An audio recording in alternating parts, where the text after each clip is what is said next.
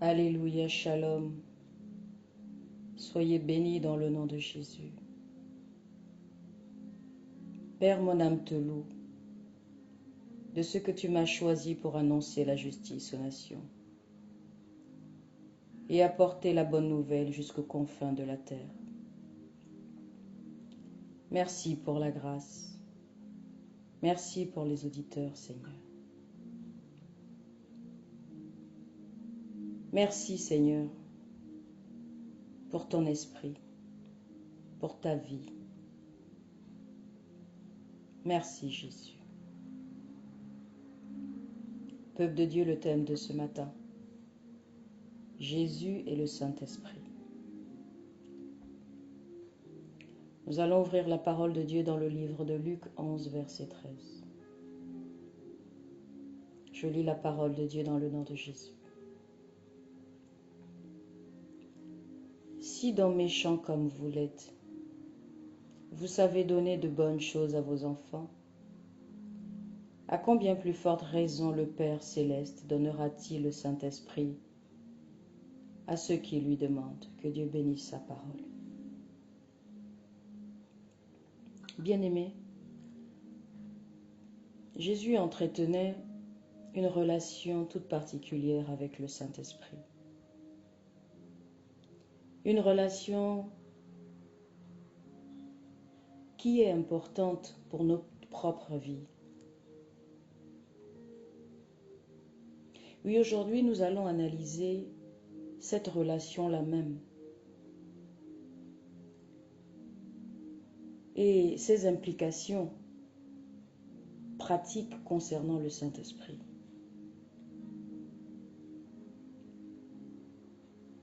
Les prophéties de l'Ancien Testament concernant la venue du Messie, plusieurs avaient annoncé de façon spécifique qu'il serait revêtu de la puissance du Saint-Esprit. On peut le voir dans Ésaïe 11 au verset 2. Ésaïe 61, verset 1er à 3. Quand Jésus a lu le passage d'Ésaïe 61, chapitre verset 1er à 2, dans la synagogue de Nazareth, il a déclaré ceci, bien-aimés. Aujourd'hui, cette parole de l'Écriture que vous venez d'entendre est accomplie.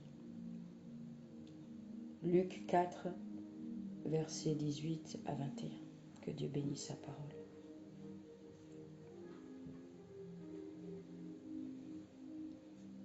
Nous allons revenir un peu dans la naissance de Jésus-Christ. Dans le livre de Matthieu et de Luc, les Écritures nous déclarent explicitement et sans équivoque que Jésus est venu dans ce monde grâce à l'intervention miraculeuse de Dieu. Il a été conçu par le Saint-Esprit et il est né de la Vierge Marie. Matthieu, chapitre 1er, verset 18, verset 23. Luc, chapitre 1er, verset 27. En raison de cette conception miraculeuse, Jésus était saint. Le livre de Luc, chapitre 1er, au verset 35, nous parle d'un exemple de toute souillure du péché sans tache. Il est ainsi digne de prendre sur lui la culpabilité de notre péché et de l'expier. Matthieu chapitre 1er, verset 23. Sans un sauveur parfait et sans péché, nous n'aurions jamais pu être rachetés. Amen. Revenons un peu, bien-aimés, dans le baptême de Jésus-Christ. Lorsqu'il fut baptisé par Jean-Baptiste, Jésus, qui plus tard allait baptiser ses disciples, de l'Esprit lors de la Pentecôte, puis tout au long de l'histoire de l'Église. Luc 3, verset 16. Actes chapitre 1, verset 4 à 5. Actes chapitre 2, verset 33. Verset 38 à 39. Oui, tout au long de l'histoire de l'Église, Jésus fut lui-même revêtu de l'Esprit. Matthieu 3, versets 16 à 17. Luc 3, versets 21 à 22. L'Esprit est venu sur lui comme une colombe.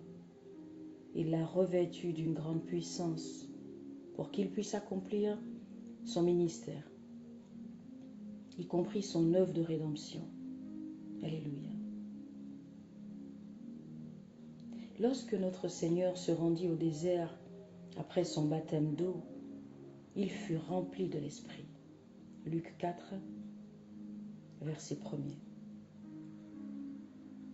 La Bible dit comme Jésus, tous ceux qui ont vécu l'expérience d'une nouvelle naissance spirituelle par le Saint-Esprit doivent rechercher le baptême dans le Saint-Esprit pour recevoir la puissance dans leur vie et pour leur ministère.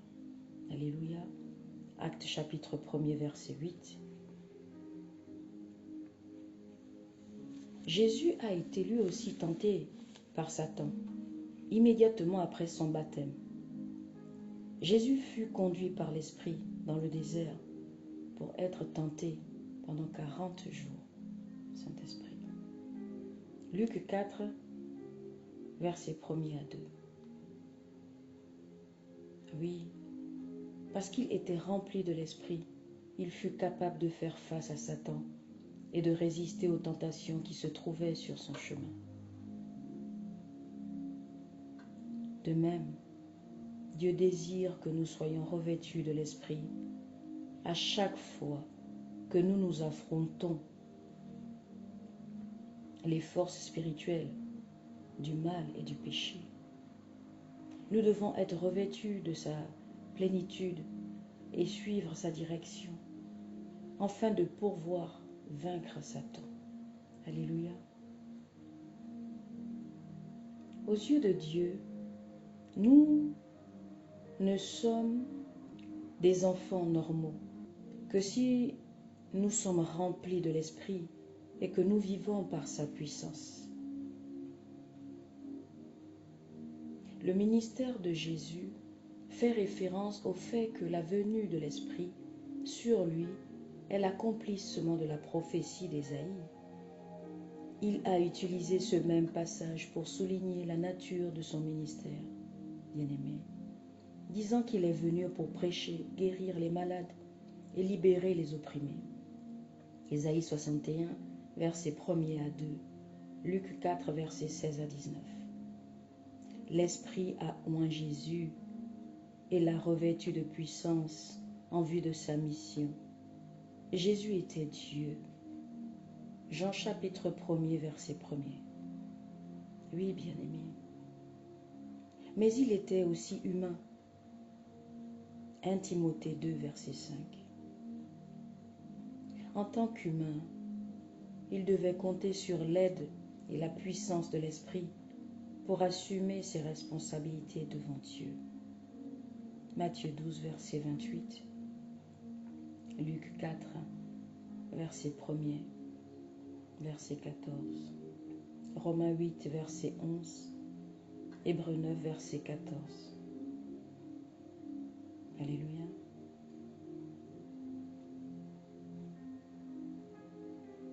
Bien-aimés, ce n'était seulement qu'en tant qu'homme rempli de l'Esprit que Jésus a pu vivre, servir et proclamer l'Évangile. Acte 10, verset 38. C'est pour cela qu'il est le parfait exemple pour le chrétien. Chaque croyant devrait recevoir la plénitude de l'Esprit. Acte chapitre 1er, verset 8. Acte chapitre 2, verset 4.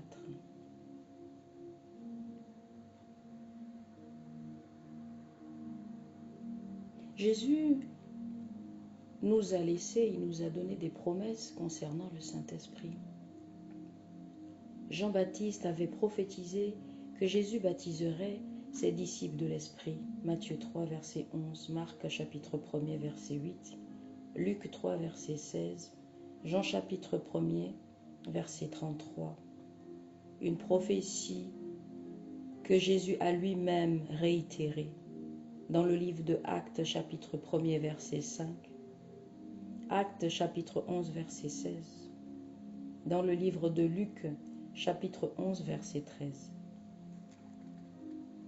Jésus a promis de donner le Saint-Esprit à tous ceux qui le lui demanderaient. Alléluia. Vous savez, ces références que je viens de partager avec vous font référence à la plénitude de l'Esprit que l'Esprit a promis de donner à ceux qui étaient déjà des enfants du Père céleste.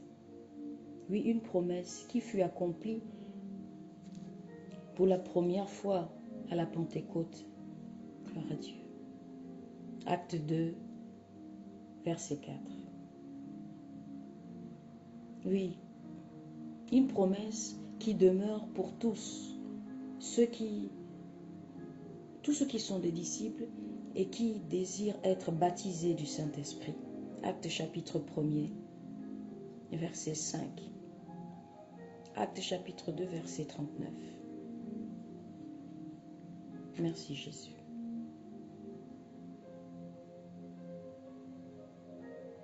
La résurrection de Jésus par la puissance de l'Esprit Saint. Alléluia.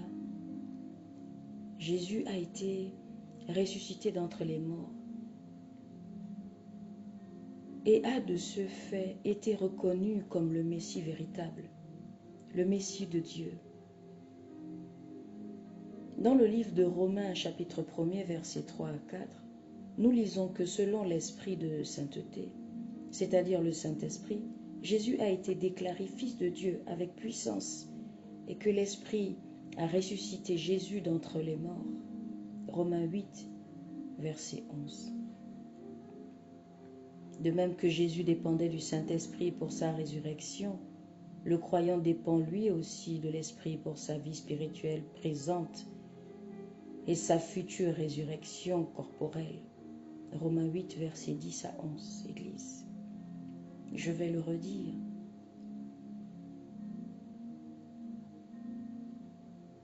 De même que Jésus dépendait du Saint-Esprit pour sa résurrection, le croyant dépend lui aussi de l'Esprit pour sa vie spirituelle présente et sa future résurrection corporelle. Romains 8, versets 10 à 11. Amen. L'ascension de Jésus après sa résurrection. Jésus est monté au ciel et s'est assis à la droite de Dieu. Comme co-régent du royaume de Dieu.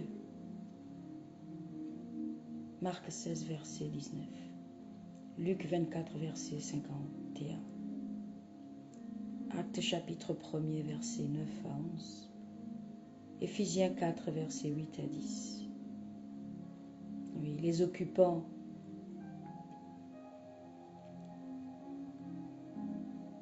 de cette position d'exaltation que Jésus a reçue et que le Saint-Esprit de son Père a établi par lui, tous par le Saint-Esprit ont reçu le jour de la Pentecôte sa présence puissante.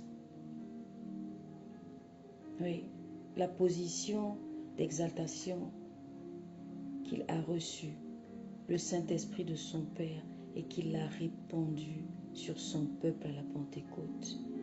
Acte 2, verset 33. Jean 16, verset 5 à 14. Une confirmation. Oui, bien-aimé, ainsi sa seigneurie en tant que prophète, sacrificateur et roi. Amen. Cette effusion de l'Esprit à la Pentecôte et aujourd'hui témoigne de la présence et de l'autorité constante du Sauveur exalté. Alléluia. Une proximité que Jésus a avec son peuple. L'un des rôles actuels de l'Esprit consiste à prendre de ce qui est à Christ pour le révéler aux croyants. Jean 16, versets 14 à 15. Oui, à savoir que les avantages rédempteurs du salut en Christ nous sont communiqués à travers l'Esprit. Oui, Romains 8, versets 14 à 16. Galates 4, verset 6. Écoutez, ce qui importe le plus, c'est de savoir que Jésus est près de nous. Jean 14, verset 18. L'Esprit nous éveille à la présence personnelle de Jésus et son amour, à sa bénédiction, à son secours, à son pardon, à sa guérison et à tout ce qui est notre part, la foi. Oui, à tout ce qui est nôtre par la foi. Oui. Jean 14, 1. Que votre cœur ne se trouble point. Croyez en Dieu, croyez en moi. Croyez en Christ. Ayez la foi en Christ et le Saint-Esprit descendra sur vous et vous guidera. De même, l'Esprit pousse nos cœurs à chercher le Seigneur dans l'amour, la prière et l'adoration. Jean 4, verset 23, 24. Jean 16, verset 14. Alléluia.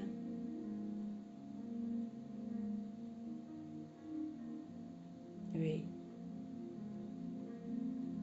Un jour, Jésus reviendra pour venir chercher son peuple. Église, Jésus a promis de revenir chercher ses fidèles pour qu'ils soient toujours avec lui. Jean 14, verset 3. 1 Thessaloniciens 4, verset 13 à 18. Ceci est l'espérance bénie de tous les croyants. Tite 2, verset 13. Ceci est l'avènement pour lequel nous prions et après lequel nous soupirons. 2 Timothée 4, verset 8. Alléluia. L'Écriture révèle que le Saint-Esprit pousse nos cœurs à invoquer Dieu pour que notre Seigneur revienne bientôt. Merci Jésus. L'Esprit, lui, affirme que notre rédemption ne serait pleinement accomplie qu'au moment du retour de Christ. Romains 8, verset 23. Dans les derniers temps, Église,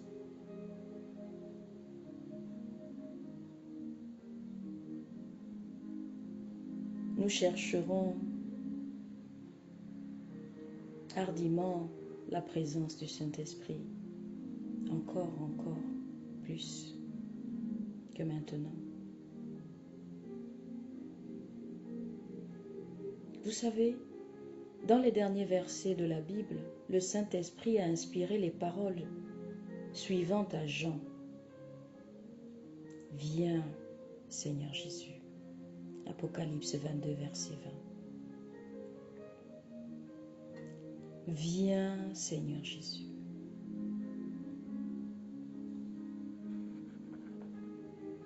Viens, Seigneur Jésus.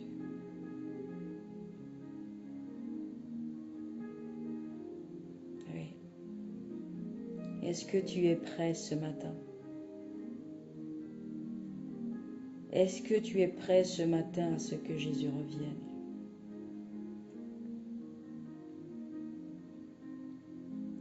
Est-ce que tu es prêt ce matin à ce que Jésus-Christ revienne?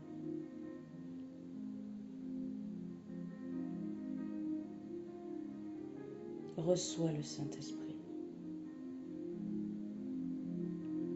Reçois le Saint-Esprit. Il est appelé le Consolateur. Il est celui qui guérit. Il est celui qui sanctifie.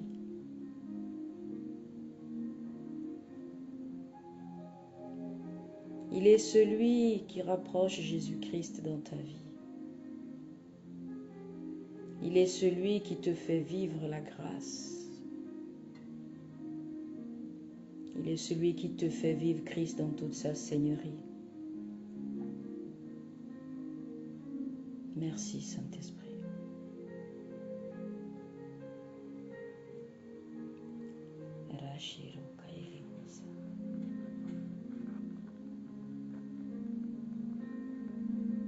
Alléluia.